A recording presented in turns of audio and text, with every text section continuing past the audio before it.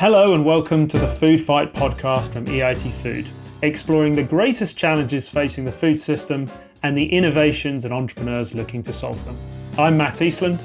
And I'm Lukxmi Balathasan. And today we're focusing on alternative proteins, two words we regularly hear together on the show, and for anyone who's interested, 24 points on a Scrabble board. But what do alternative proteins actually mean when it comes to our health? The amount of alternative proteins making their way into market has skyrocketed in recent years.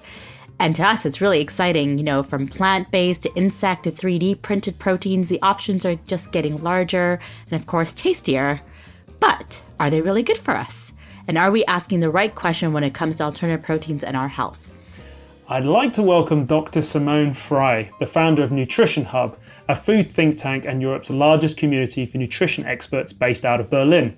Nutrition Hub supports companies in driving innovation processes, in setting sustainable nutrition strategies, and in creating marketing campaigns. Simone's also an advisor to Farm and Food 4.0 and to the EIT Foods Rising Food Stars Network. Hi Simone, lovely to have you on the show. Yeah, thank you, Matt, for the invitation. It's a pleasure to be here. Thank you. Brilliant. And we also are joined by Josephine Quist, a medical student at the University of Aarhus, based in Denmark, and she's also the founder and CEO of Nutrilution, a company creating protein-enriched crumbs made from potato waste, and go by the name of ProCrumbs. Super interesting. Nutrilution is also an alumni of the EIT Food Seedbed Incubator program, so it's a real pleasure to have you on the show today, Josephine. Thank you for joining us. Thank you. Brilliant. Great to have you both. Okay, so Lukxmi and I were actually talking about where the term alternative proteins actually came from. So we've had lots of different people on the show talking about alternative protein startups and the products and services. But we kind of just got to thinking, so, where does it come from and why alternative? Why does alternative protein have to be called alternative? So before we actually go into what both of you do, could we just quickly talk about what an alternative protein product is and how it differs from, for example, meat? And should it be even called alternative protein? Simone, I'd be interested to get your thoughts. Well, first of all, what are proteins in general? They belong to the group of macronutrients which humans consume in relatively large quantities compared to vitamins and minerals, and which provide us, humans, with energy. And in the past, there were two types of, still up to now, there are two types of protein sources. One is animal derived and the other one is plant derived. And now with the world's population predicted to exceed 9 billion or maybe 10 billion by 2050, there's a projected increase in the demand for protein. And this is where various experts and professionals came up with the term alternative protein sources to animal-derived proteins. And do you think it makes alternative protein, again, Lukxmi and I were just talking before the show, do you think it makes it sound authentic? Does it make people fear like a protein if it's alternative? And again, it's just something we were throwing around. But I mean, Josephine, what do you think? Is this the right term for this? I think it's a bit misguided, actually, because, plant protein has been a part of the human, you can say, food map for such a long time. It's not something new if you, look away from the fact that, with the grass protein and with the insects protein, now we are moving out to a more alternative route. But to say plant-based protein is alternative, I don't think it's true, but it's true what Simone says. We need more protein sources to cover the need for humans. For me, as a health professional, I don't see the proteins as animal-based or plant-based protein, actually. I see it as, do the protein provide enough essential need for the human being? So if it does, then it's great. So alternative, maybe not so much. I think, Josephine, also adding to this is that it mainly came from the market, the startups and the industry, from the term alternative protein products. So it's more from the food itself than from science. So I'm a nutrition scientist. That's my background. And as I said before, there are plant proteins and there are animal-derived proteins. But if you think about new products, alternatives to products we've had in our diets the last centuries, then the term alternative, I think, is a good term. Is fine. But just the term alternative proteins is, as Josephine said, a bit misleading. It's almost like it should be alternative sources of protein. It's not an alternative protein, because a protein is a protein, if I remember my undergrad biochemistry correctly. But yeah. So Simone, so what is your link with alternative protein? What does alternative proteins have to do with your work at Nutrition Hub? Well, Nutrition Hub is, as you said, a think tank and community for nutrition experts. And what we do is, on the one hand, we work with companies, with the innovation departments on innovation strategies, but on the other hand, with the marketing departments. For example, when it comes to marketing strategies for these new products. This is what we do on the one hand. On the other hand, we also publish reports. Our famous report is our Nutrition Trend Report. For this report, we select nutrition experts from our community and we ask them about nutrition trends they observe in their work. The last one was published in January this year, so it's every January. We select 10 nutrition trends. Number 1 this year was plant-based and vegan nutrition. Number 2 was personalized nutrition. And number 3 was sustainable and climate neutral nutrition. And from these two, so working with the companies on innovation strategies and marketing these new products and our own reports, this is my connection to alternative proteins and alternative protein new products. Got it. Brilliant. Thank you. And what about you, Josephine? You have a really interesting career history and background. So tell us a little bit about how you got into the plant-based protein products industry. Well, if you have said, or if you have told me that 3 years ago that I would be in this kind of industry and trying to promote something alternative protein or plant protein, I would be like, what? No. As a medical student, you have your world in the hospital world, and I just stumbled upon how many patients, like I was to take care of the patients, and this include what they ate.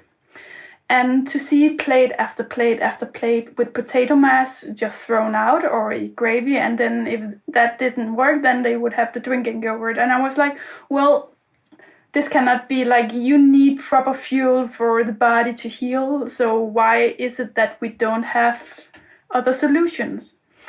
So, and this was my beginning in the journey of the entrepreneurial thought, because even though I am a research assistant at the hepatology and gastroenterology department, science takes years, decades. Mm-hmm.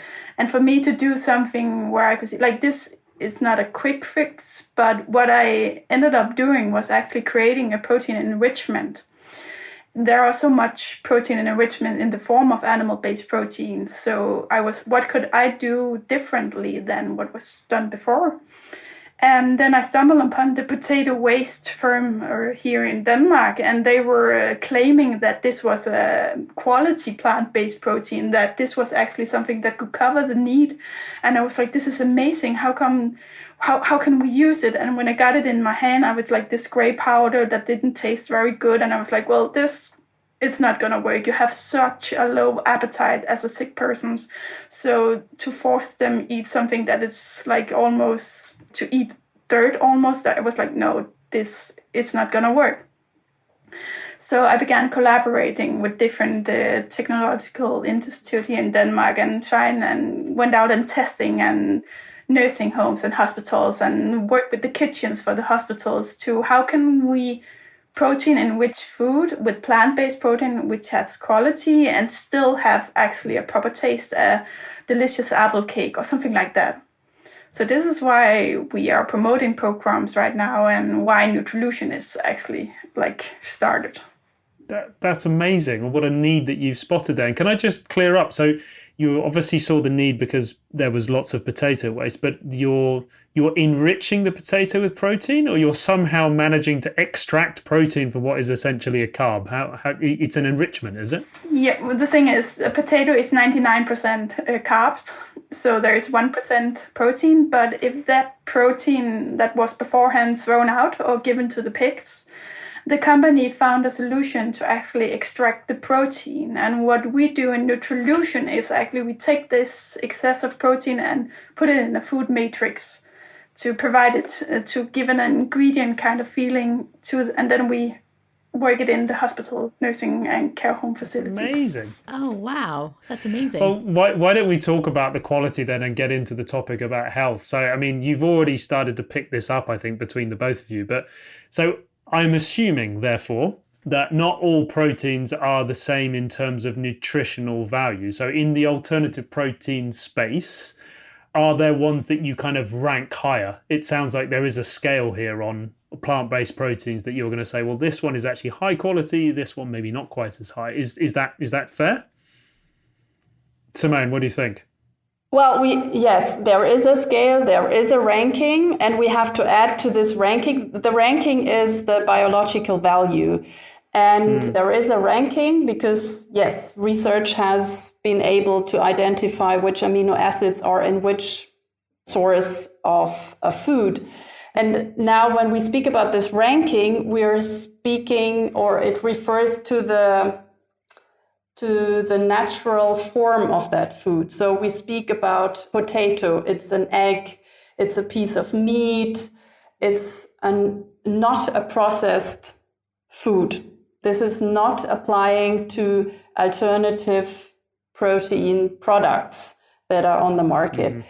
In general, to make this short, animal derived proteins have an average biological value of 80%, so it's a higher value than the plant-based proteins, which have an average of 70%. And what is important in a diet to eat healthy is to combine the protein sources with each other to increase their biological value. For example, potato and an egg has the highest biological value of 120 or 30 or something. But nevertheless, there are still ongoing myths that a vegan diet, which does only contain plant-based proteins, cannot cover the protein needs we have. But this is a myth, so science was able to show that this is not valid anymore, and that it is the other way around, that if we eat too much animal-derived proteins, that this can actually harm our health, can lead to cancer or increase the risk for cancer, for type 2 diabetes, or is affecting our acid-base metabolism or homeostasis. I think the interesting thing here is the fact that we hear this debate, particularly from consumers, all the time. Everyone seems to say, yeah, but if you follow a vegan diet or a plant-based diet, you're never going to get the protein that you need because meat is better for you. And that's what we hear all the time. So it's actually really nice just to have people come on. It's like, no, actually, scientifically, that's not the case, which is super useful. And Josephine, I see you kind of nodding along as we've been talking about this. I suppose you agree with all this. Yeah. I do. I think the thing about to say that you cannot cover your needs from a protein, from a plant, that's not true. I was always explain this is like if you have a bucket and you want to fill it with water, if you have a hole in the bottom of the bucket, like if you're not covering a certain amino acid, like one of the building blocks in the protein difference, if you don't have this, then there will be a hole in the bottom of the bucket, and then even like if you just fill up the more water, then you will not fill the bucket up because it will just go out the hole. Mm-hmm. Mm-hmm. To say that meat maybe gives higher mortality or give cancer and so on, it's such a complex because if you eat a red steak, then probably maybe you would also have a glass of wine, right? Or you would even take a cigarette in the part of the evening. So are we to say that it was the meat that gave you cancer, or was it the cigarettes, or was it the wine? I will go along with the thing that the plants, I know there's some research that the plants give some more vitamins and minerals, like the people covered that basis more, and maybe that's giving the health benefits of our plant-based diet. Like, I think the overall belief from my point of view is that a protein is a protein, but it's like the bioavailability, and then that you have fulfilled your needs, like you fill the bucket, then it doesn't, like, then there are no different. And I guess two terms that it would be interesting for both of you to unpick, because I know you're experts. So we talk about biological value and bioavailability. So layman's terms, what do they mean? It means, like, do it go over the gut wall? So a high bioavailability is, in my understanding, that it go over the wall and the cells can actually take up the nutrients. Right. Okay. So it's actually like, it actually is incorporated into sort of your physical healthy being instead of being just excreted away. So if you have the high, like if you just have something source that have 100% protein, if you can only absorb availability is only 10%, then you only have 10% of like proteins in Got there. it. So right. So even if you see on a package, like my protein bars that I eat, if it says 30 grams, I might not actually be getting all of that 30 grams. Okay. No. That's really interesting to know. And Simone, biological value? So first step is we eat. The food enters the mouth, the stomach, and then the intestine.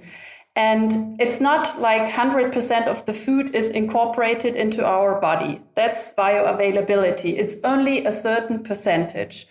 And now once it is in our body, the amino acids at this time, only a certain percentage can be used for building muscles, being part of an enzymes, or used in the body. It's only a certain percentage. So 100% is every amino acid in the protein that is taken up through the intestine is put into a structure in our body. But this is not the case for any food alone.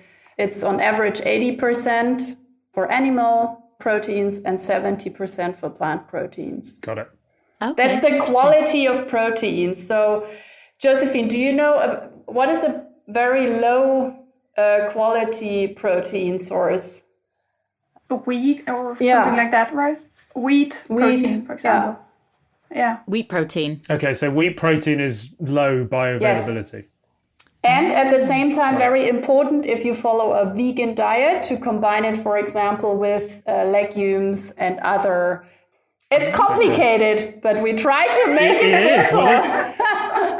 Well, this is why we're talking about it, which is super useful, because actually, again, most people think, okay, if I have this protein, then I'm getting enough protein. But what you're actually saying is it's not really about that. It's about the way that you combine what you're eating to make sure that you're then getting the nutrients you need from, for example, alternative proteins, which I think, again, is super useful and not something I think people necessarily know about. So that's amazing. I agree.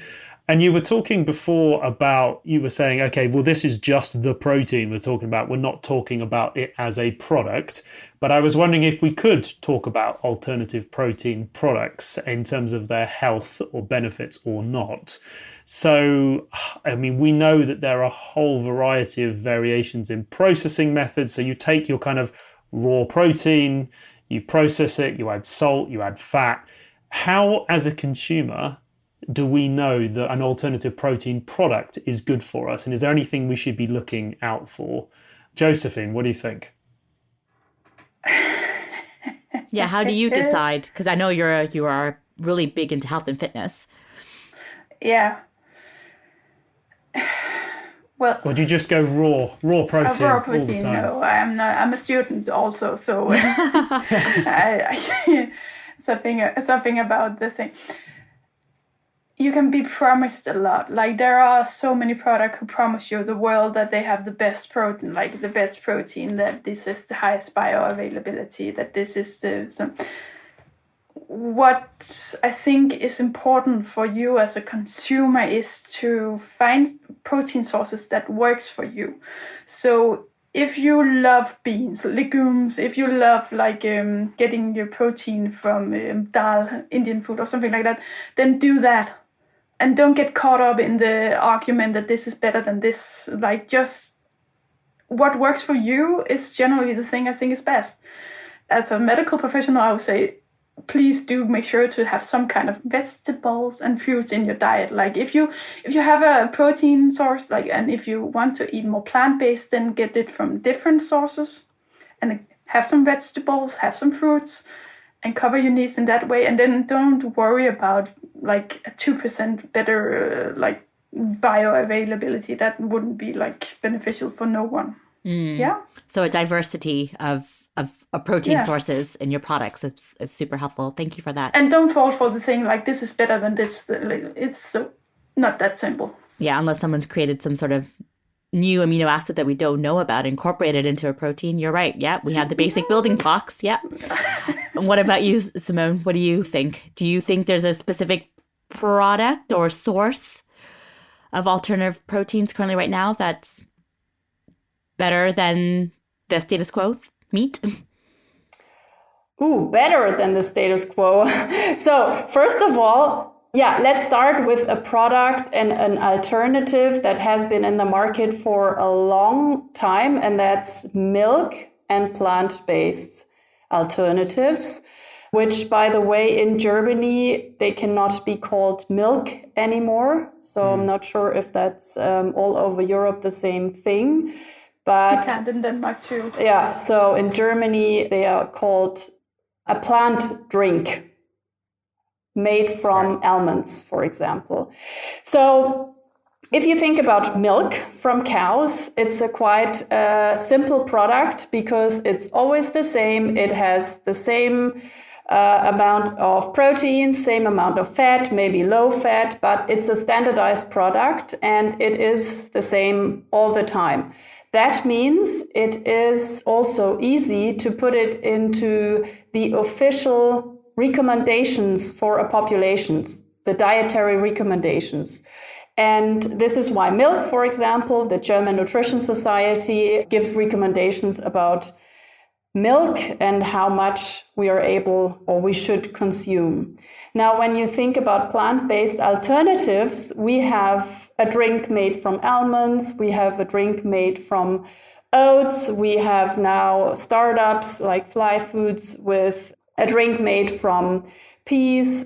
So there are various sources, and this product category itself is very different. And they all follow or would like to follow the clean label movement. So to have a very, very simple ingredient list, because the raw materials are so different, so are the end products as well. And that means if you compare them and you would like, or scientists would like to put them into the official recommendations, but as this category is so different, you cannot say drink a glass of milk, but you can also use a glass of an oat drink or an almond drink because they are not comparable. So again, I would go back, or I would like to go back. I think the term a plant-based diet is a very, very good one. I think this is the term tells everything. It's plant-based. It doesn't mean eating a plate of pasta with a little bit of tomato sauce. It's fine, you can eat that as well, but it means plant-based, thinking about in the morning, for lunch, for evening. The basis, the core of my plate should be from plants, from legumes, from nuts, from vegetables. And it also doesn't mean eating a salad of green lettuce where you feel like afterwards I'm still hungry. This is not plant-based. So coming back to your question, there is not one product that is the healthiest. It is, again, about plants at the core, variety of different plants on the plate, and adding other food products, adding an oat drink, that's fine. But this is how I see that. Yeah, I love that. Yeah, so it kind of, what you're saying is it sort of goes beyond just a label of something like an alternative protein. You're saying, no, if you we should focus on having plant-based, that actually makes it easier to understand, and it gives people a broader view of what they should be eating. It doesn't mean that you get people just focusing on, I must eat this, I must eat that. It allows you to kind of have this breadth of beautiful foods, which is a really good message, I think. Josephine, I know that you're big into your health and fitness, and I was wondering, do you find any benefits from focusing more on a alternative proteins or plant-based diet versus conventional proteins? Do you get any more from this? Do you find it makes you feel better, or is your performance better? Do you find there are benefits from your side? I say I'm fortunate that I have been in this community, because it means that I have access to protein sources that I didn't even know existed beforehand. I have access to the potato protein. I have access to different seaweed protein or something like that. But I will not lie in the matter of, I think it has been tricky to incorporate it in the diet, because it's a new thing. So how can I incorporate it in my diet? But what I found helped me a lot was actually to focus on having the plant-based diet, as Simone mentioned. That for me, as a bodybuilder, air quote, bodybuilder, that if I supplied my diet with a lot of fruits and so on and plants, then I was more filled, I felt satisfied than if I just ate pasta or carbs or bread or something like that. So that helped me a lot.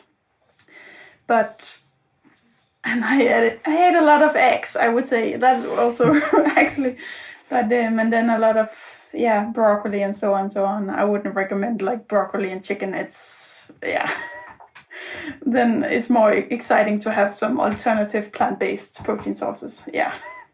I think both things you talked about, eating a natural source, right? Just eating the eggs, and Simone, you talked about having a plate of vegetables and being sensible about your diet. But we're seeing a growth of these alternative protein products, such as the Beyond Burgers. They're marketed as vegan products. They're made of plants. But we're also hearing a lot, and they're really being marketed on the sustainability factor, right? When we think about these alternative proteins, we always talk about sustainability. And the one thing that always comes to me is no one's really talking about the health of these products. So these products are good for the planet, but are they good for people's health? Yeah, well, I don't think so, but it is true. It started with the sustainability factor, and we also actually carried out an event last year called Alternative Proteins Radically Change Our Diets, but are they actually nutritious? And we discussed exactly about this. So now if you think about markets, innovations, and how they develop and mature, this is how it started, from this perspective of animal welfare, sustainability, but the fact of being aware about the nutrients in these foods, no one is yet concerned or talking about it. But it will come. These products entered the market, and for sure they will not go away. And as soon as, many scientists or many scientific organizations are actually working on incorporating them into the official guidelines, dietary guidelines. Once this is done, it's also much more transparent for consumers to know, is the oat milk or the almond milk, is it on top of the food pyramid? Is it something I should consume not a lot, or is it comparable to a glass of milk? Same with the burger patty. Is a burger patty from Beyond Meat or others? They start to do these comparisons, but can I compare this from a nutritional point of view to a piece of meat? And once it is incorporated in the official guidelines, it will make the market more transparent. It will help consumers to know what they get, and it will also boost the market for these products. So another interesting fact we, for example, observed in our nutrition trend report was that those experts who work as nutrition therapists or run their own nutrition consultation, they observe more and more people asking them, I want to change my diet, I want to eat more plant-based, I want to eat more vegan, but I am afraid at the same time that I may have a deficiency and I need your support. I am also not confident which milk, which alternative plant drink I should choose. And as long as, or let's say positively, which I believe is the next phase, as soon as we make this more transparent and consumers know what they get and they know how to compare this drink, this vegan egg product, this burger patty, as soon as they know how to compare and where they fit into official guidelines, the market is more transparent. We know better what is healthy and what is less healthy. But this is not the case. It will come in the next years. It will take some time to do the studies about that.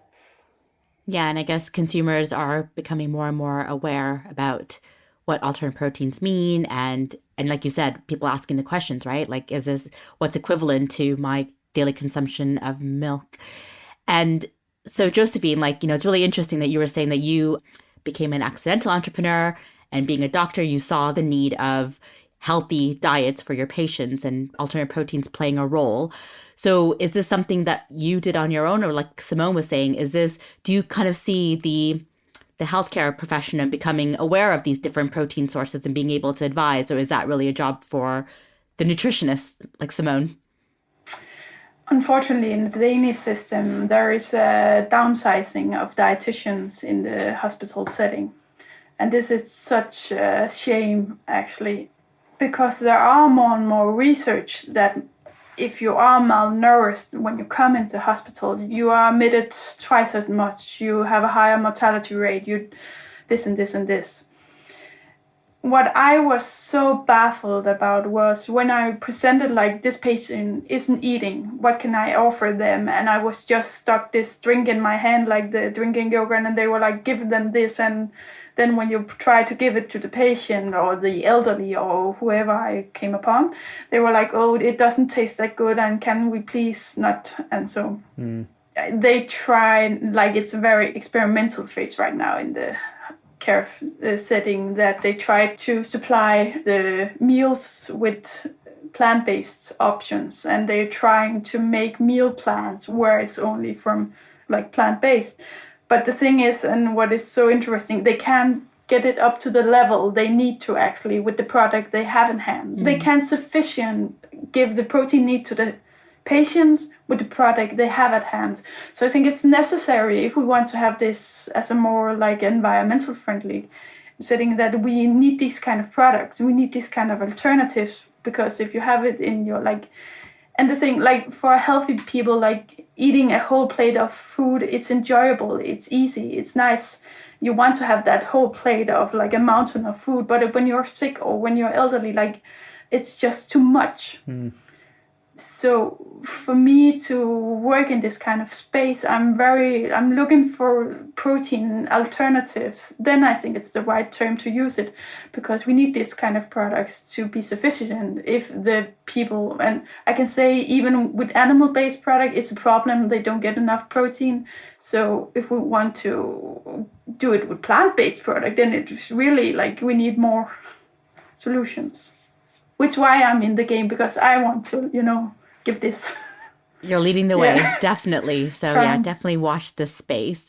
We talked a lot about plant-based proteins, and when it comes to plant-based, meat-based, most of us get it. We've all consumed meat, or most of us have consumed meat and vegetables, hopefully in our lifetime, and we get the taste. So coming on to the health aspect, moving on to the taste, there are other sources of alternative proteins that we're not familiar with. So insects and algae and even lab-grown meats are becoming more trendy alternative meat products. And, taste has been a big driver in the new adoption of these protein alternatives. So Simone, based on your experience, where do you see the space growing on these, and what's the word, like wacky alternative sources of protein, such as insects and algae and lab-grown meat? Do you think this is a trend that's going to be widely adopted anytime soon? There are studies out there, and these studies investigated consumer preferences. And one thing is clear: plant-based protein sources are the most accepted. That's the first thing.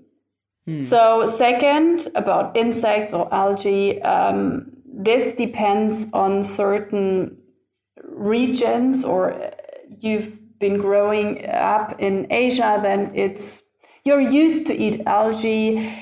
In other places in Asia and or Africa, you're used to eat insects. So for me personally, I try to try these products of startups with insect products, but I was not yet able to try them. So I'm one of these consumers who's really struggling with, eating it, and at the same time in my mind it's like, oh my god, this is what I'm eating, which is weird, but this is like how I grew up here in Germany. I think that especially for insects, for example, there's a big market for pet food, for example. So there are various startups using insects, mealworms for pet food, and I think that is amazing. And that's great, and that works as well.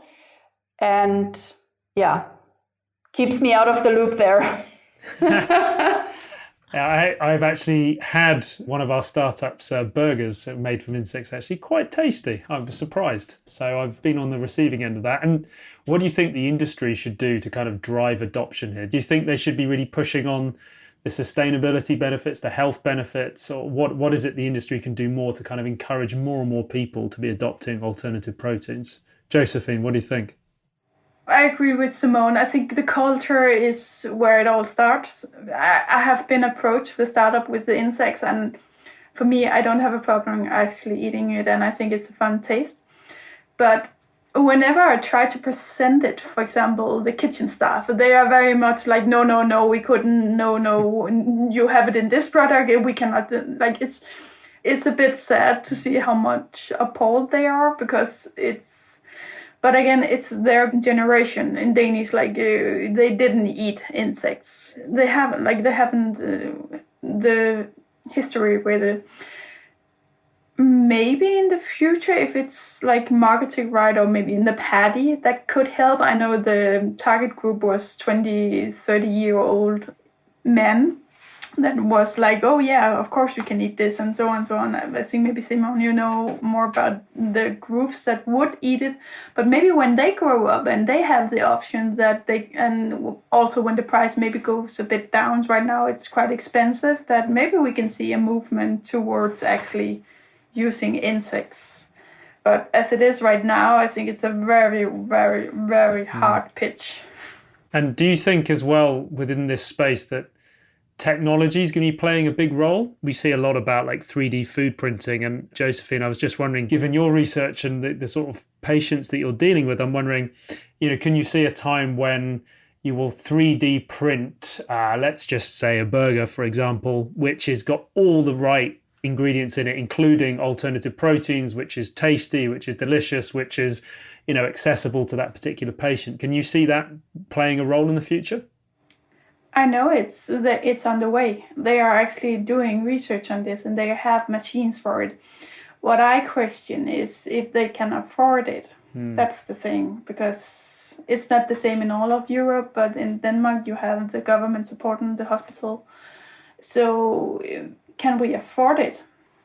I hope so. I think it would make patient care so much easier if you can actually apply the specific taste and the nutrient requirement for that patient. That would be the dream. Yeah, I guess the price of tech has to come down quite a lot, right?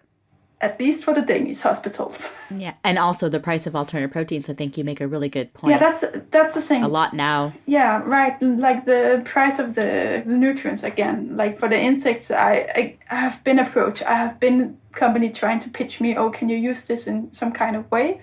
Then I went to the customer and they were like, no, we don't want anything to do with it. But even if I wanted to do something, then the price of the raw material would be so expensive that I couldn't make any kind of business out of it, because it would take all the, you can say, profits.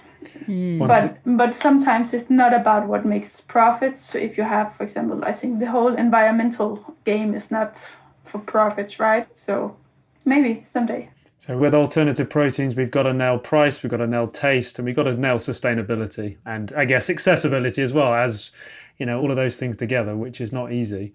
We're coming to the end of the show now, and it would be really nice to wrap up with a few final questions. Just a big one. Looking forward, do you ever see a time when we'll only be eating alternative proteins? Or do you think that there will always be a space in here for meat-based products, as an example? Simone, what do you think? Well, there's a very nice report from ING Bank on dairy and meat alternatives, and they calculated the market share until 2050. And still in 2050, we are not yet 100% eating alternative proteins and products from these proteins. I think it will change, and it is driven by sustainability and health. And maybe it will change faster than this bank calculated in their report, but it's going to change. I don't believe 100%, but I believe that animal-derived products their perception in the society will be a different one than it is now, and it has been for the last decades.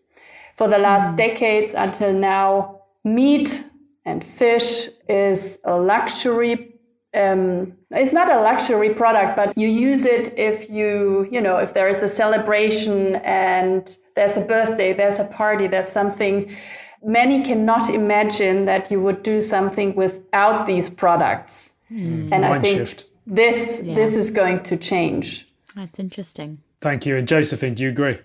I hope actually that we will not go to an only 100% plant-based, not because I don't think it's, the thing is, beforehand, if you ask 50 years ago, would you, instead of this red meat, would you like to have some legumes instead? And they would be, no, we can't do that. No, we have to have meat. I think it's a dangerous road to go down a path where you say this is the only thing right.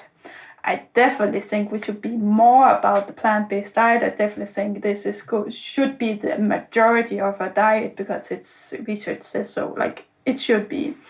But to say 100% plant-based, I have a hard time seeing how this could be possible. But maybe. We'll see. And finally, before we go, just a quick one. What's your favorite source of protein, Josephine? I actually think milk. I think milk is so great. Like, I love, I think it's, I enjoy it so much. Thanks. And you, Simone? Chickpeas. I think they are great. Fan. They are great. They are great in a salad. They're great with pasta. They're great as a soup. But actually, any kind of beans, mashed, not mashed, in salads, I love them. I know I should have said potato. I know that. This was your moment, Josephine. This was your moment. We are still working on the product. Like, it's not like we are almost there, but we still have some work to do on the taste. Of course, we'll get there. I'll be looking out for potato milk soon. Just one more thing to add, which I found really, really interesting. I was just recently at the airport, and I was charging my phone, and next to me, two very young men were like 19, 20, stood next to me, and they were also charging their phone and speaking this and that. And then one said to the other, "Oh, I'm so much looking forward when I'm back home to eat healthy." And I heard this and I'm like, yeah, actually me as well. And then we started to talk to each other, and both of them were German, highly successful TikTok influencers. And it was quite fun to have this conversation. And it's exactly, when we speak about this transformation and what's happening here, then this is the generation that will drive this change. And I was so surprised about this health. I want to eat healthy by a 19, 20-year-old young man. Love that. Hope for the future. There will be. It does. I agree. They will be definitely driving this healthy and sustainable food future. Yeah. So both, thank you so much. I mean, it's been a pleasure chatting today. I mean, amazing topic, and you've both shown so much expertise, and I've learned so much from this episode, which is great. Always love that. So what's like the next big thing you are focusing on in each of your companies, so that the listeners can find out more? Josephine. Right now we are experimental again. I have the patients near to my heart, and a lot of the patients and elderly have chewing disability. They can't chew food. So what we are working on is making the crumbs and also making some crackers and maybe even some chips like puffs, we are calling them, but to the kind of people who have a hard time chewing. But again, plant-based, protein-rich, delicious. Very keen on the delicious part, actually. I think it should be a joy to eat. Incredible. So, that's going to be incredible if that's like taken up as a staple hospital stay diet. That sounds amazing. And you, Simone?